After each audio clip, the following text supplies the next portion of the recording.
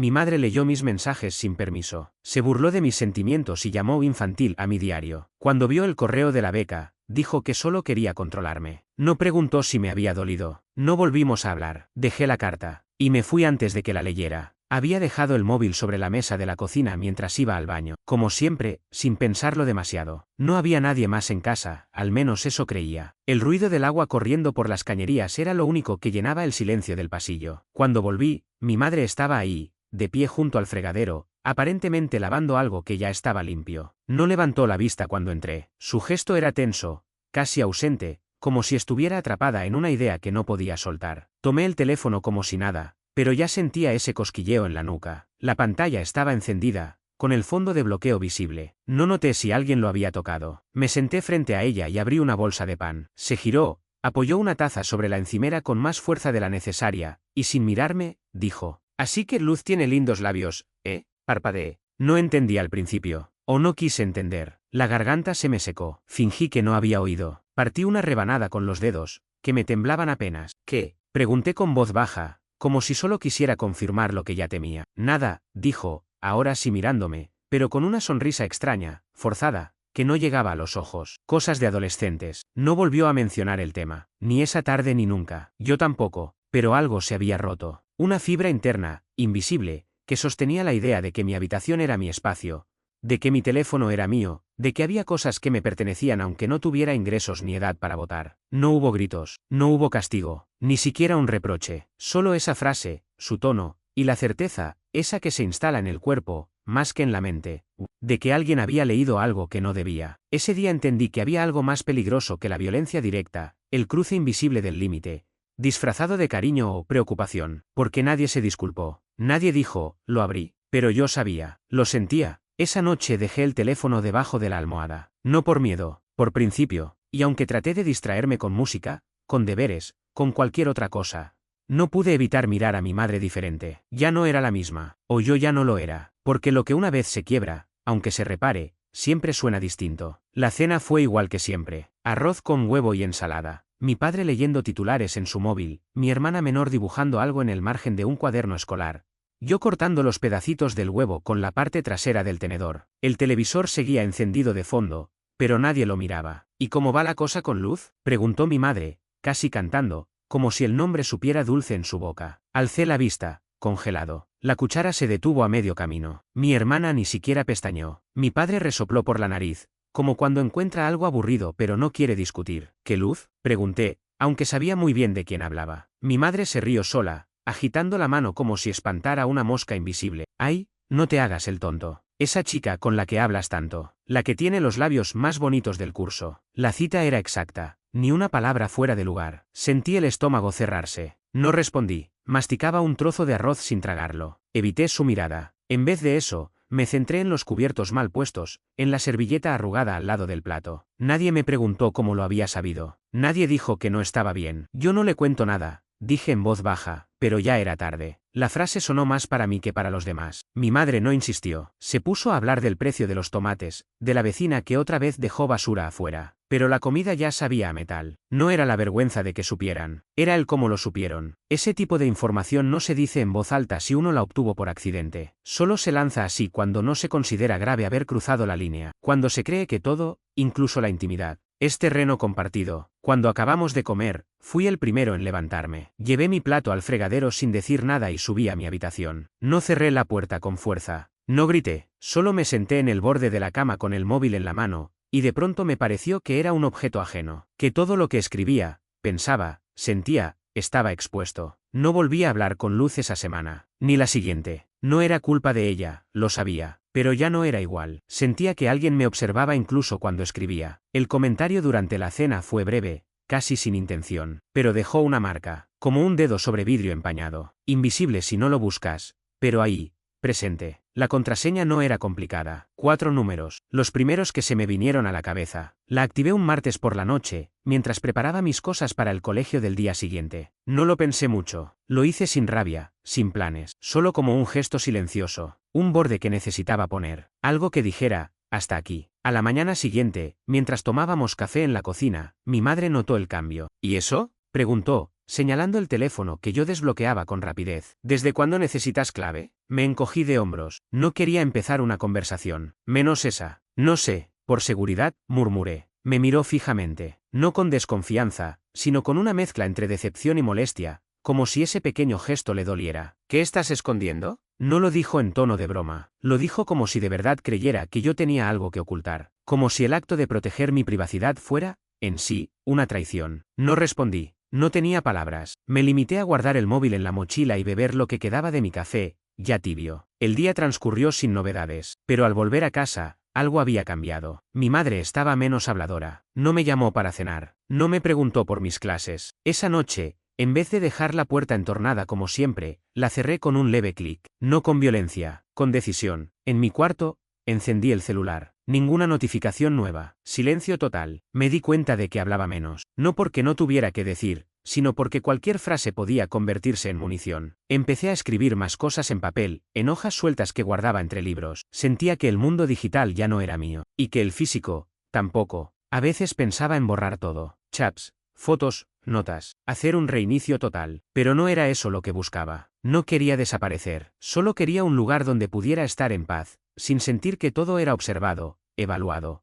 Anotado en un cuaderno invisible. En clase, me encontraba repasando mentalmente cada conversación que había tenido la semana anterior. ¿Quién dijo qué? ¿Qué pudo haber sido leído? ¿Quién tenía acceso a qué? No era paranoia, era otra cosa. Una vigilancia que no venía de cámaras, sino de los ojos familiares. Y eso dolía más. Esa noche, antes de dormir, revisé mi teléfono por última vez. No había mensajes. No esperaba ninguno. Cerré los ojos y pensé en lo absurdo que era tener que proteger mi mundo más íntimo de alguien que decía quererme. Fue un detalle mínimo. Una conversación que solía estar ahí, en el historial, y que de pronto no estaba. Era con Marco, mi mejor amigo desde primaria. Habíamos hablado sobre cosas sin importancia, memes, una tarea, el nuevo disco de una banda que solo nosotros escuchábamos. Pero ahora, la cadena entera había desaparecido. Lo primero que pensé fue que tal vez la había borrado sin querer. Revisé 2 veces. Nada. Luego busqué por el nombre. Vacío, como si nunca hubiera existido. Pasaron 3 días. Una tarde, mientras caminábamos juntos después de clase, Marco se detuvo y me dijo algo que me dejó helado. Tu vieja me respondió el otro día desde tu celu. Pensé que eras vos. ¿Cuándo? Pregunté, fingiendo no entender. No sé. Hace como una semana. Solo dijo, no estás en condiciones de opinar y me bloqueó. Después vi que me desbloqueaste,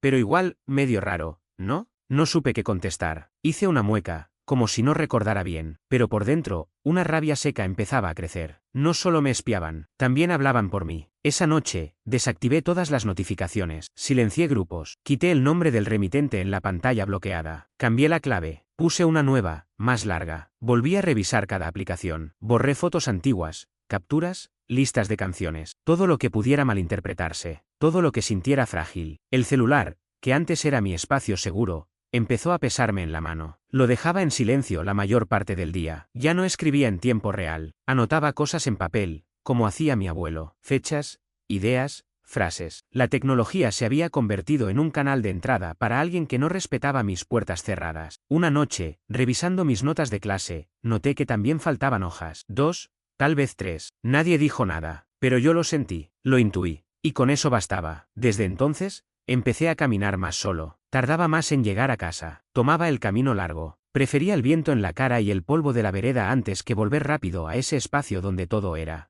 potencialmente vigilado. Ya no sentía que mi cuarto era mío, ni mi escritorio, ni mi cama. En un mundo donde todo estaba conectado, yo empezaba a desconectarme. Del celular, de las conversaciones, del hogar. No por enojo, no por rebeldía, sino por necesidad. Silencio, cada vez más silencio, pero no el que calma, sino el que protege. El correo llegó una madrugada. Lo vi al despertar, mientras tomaba café con leche en el comedor, aún medio dormido, con el portátil sobre las rodillas. Era de mi profesor de lengua, el único con el que sentía una conexión sincera. Me hablaba de una beca para jóvenes que escribían, una residencia de verano, fuera del país. Me decía que había pensado en mí y me mandaba el formulario. Leí el mensaje 2 veces. No era nada definitivo. Ni siquiera sabía si me atrevería a postularme. Pero algo en ese mensaje encendió una chispa. Era la primera vez que alguien de afuera me veía como algo más que el hijo de o el hermano de. Cerré la laptop sin decir nada. No era momento de compartirlo. La dejé sobre la mesa de la cocina, cerrada, sin contraseña activa. Esa noche, al entrar a la cocina por agua, la vi frente al portátil. La pantalla brillaba en la oscuridad. Ella no me notó al principio. Tecleaba, muy recta, muy quieta. Me detuve en seco, sin hacer ruido. Luego tosí suavemente. Levantó la vista como si no supiera qué hacía. Solo estaba viendo que hacías despierto tan tarde,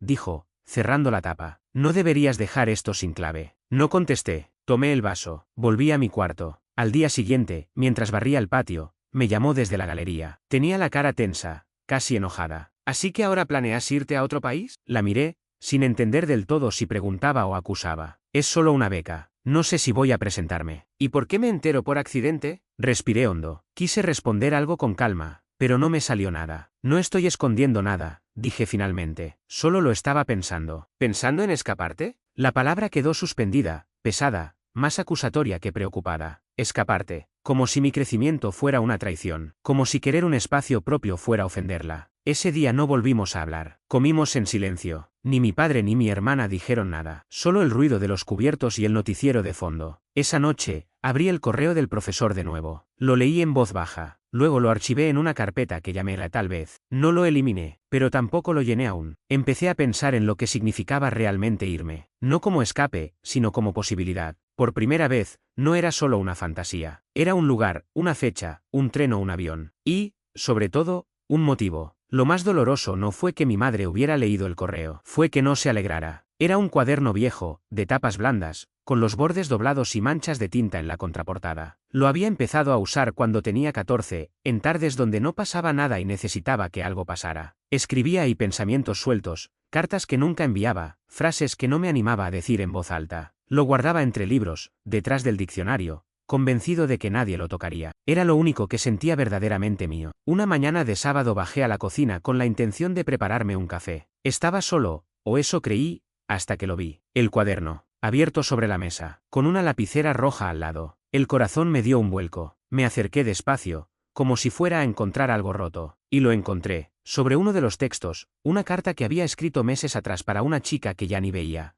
Alguien había tachado palabras con una cruz roja. Encima, en letra firme, habían anotado cosas como infantil, ridículo, drama innecesario. No había firma, no hacía falta. Reconocía esa letra. La había visto en las notas de la escuela, en los imanes de la heladera, en las listas del supermercado. Mi madre no estaba en la casa. Salía los sábados por la mañana a comprar verduras. Me quedé de pie frente al cuaderno, sin tocarlo, como si quemara. No sentí enojo al principio. Sentí vacío. Como si alguien hubiera entrado a mi cuarto y pintado las paredes con palabras que no pedí. Como si me hubieran desnudado, pero con tinta. Tomé el cuaderno con cuidado. Subí las escaleras sin hacer ruido. Lo dejé sobre mi escritorio. Lo miré un rato. Pensé en esconderlo de nuevo, pero ya no tenía sentido. Esa noche esperé a que oscureciera. Salí al patio trasero con el cuaderno en una mano y un encendedor en la otra. No era venganza. No era un acto teatral. Era limpieza. Un final. Encendí una hoja. El fuego subió rápido. Las palabras se doblaron, ennegrecieron, desaparecieron. No aparté la vista. No lo hice por dramatismo. Lo hice por respeto. A lo que había escrito. A lo que ya no estaba. Cuando el fuego se apagó,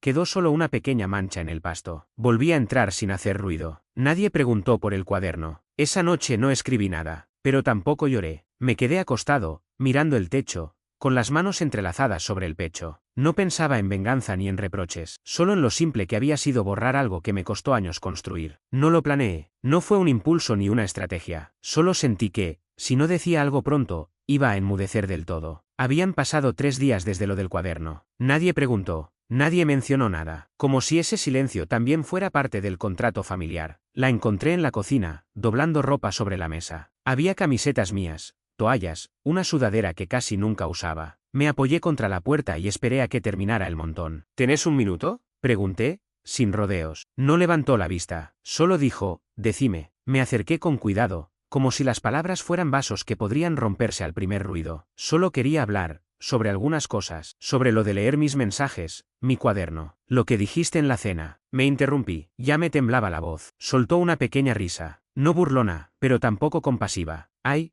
por favor, ¿seguís con eso? No es para tanto. Sos adolescente. No tenés secretos tan importantes. Apreté la mandíbula. No respondí de inmediato. No se trata de tener secretos, dije finalmente, con tono seco. Se trata de que hay cosas que no son tuyas. Suspiró, como quien ya está cansada antes de discutir. Mira, no me vengas con discursos de independencia. Vivo con vos. Pago tus gastos. Me preocupo. Es mi derecho saber qué pasa por tu cabeza. No es un derecho, dije, sin levantar la voz. Es una invasión. El silencio se hizo pesado. Me miró por primera vez, con una mezcla de fastidio y desdén. ¿Sabes qué pasa? Estás demasiado sensible. Antes me contabas todo. Ahora sos un misterio con patas. No sé qué te pasa. Bajé la mirada. No porque me sintiera culpable, sino porque entendí algo en ese momento. No valía la pena. No iba a cambiar nada. La conversación no era un puente. Era un muro disfrazado de diálogo. Un intento que solo confirmaba lo que ya sospechaba desde hacía tiempo. Nada, olvídalo, dije, dando un paso atrás. Volvió a doblar ropa como si nada. Como si yo nunca hubiera hablado. Esa noche no cené. Cerré la puerta de mi cuarto con suavidad y apagué la luz más temprano que de costumbre. No había lágrimas, solo un cansancio antiguo, como si llevara años callando. Dejé de intentar explicar. Dejé de buscar formas de ser entendido. A partir de entonces, entendí que algunas personas no oyen, solo vigilan. La habitación de mi hermana quedaba al final del pasillo. Siempre estaba cerrada, pero se oía música suave o el clic de su teclado cuando hacía tarea. Nunca fuimos particularmente cercanos. Ella era 2 años menor, más callada, más reservada. Nos saludábamos,